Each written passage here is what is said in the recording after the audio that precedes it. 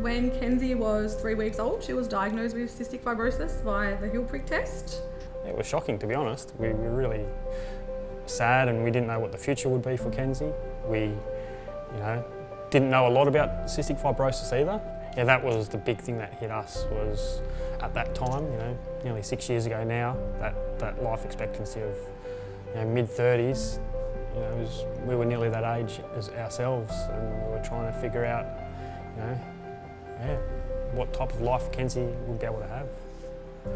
The scariest moment for me was actually just before she turned 1. She was in the car, then she started to cough and she started to bring up a lot of mucus. She was choking on it.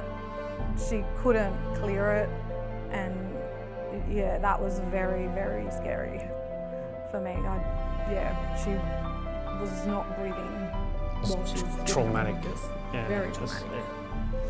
Yeah. Anytime she gets a sniffle or a cold, we're on tenterhooks worrying about whether she's actually going to get that deep into her chest and get really sick, and then whether she'll end up in the hospital again. Research is so important.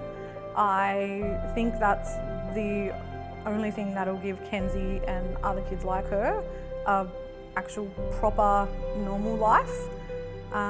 Because it is genetic, treatments can only go so far. Genes to genes, it's extremely important. The funds that are raised go directly to supporting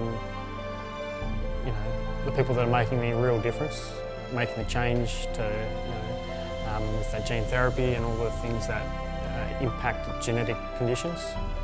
So these kids like Kenzie and all the other kids that have these genetic conditions, they're just like everyone else, and we want to make sure that they can get the same quality of life that all the other kids around the world essentially are having. And that they deserve.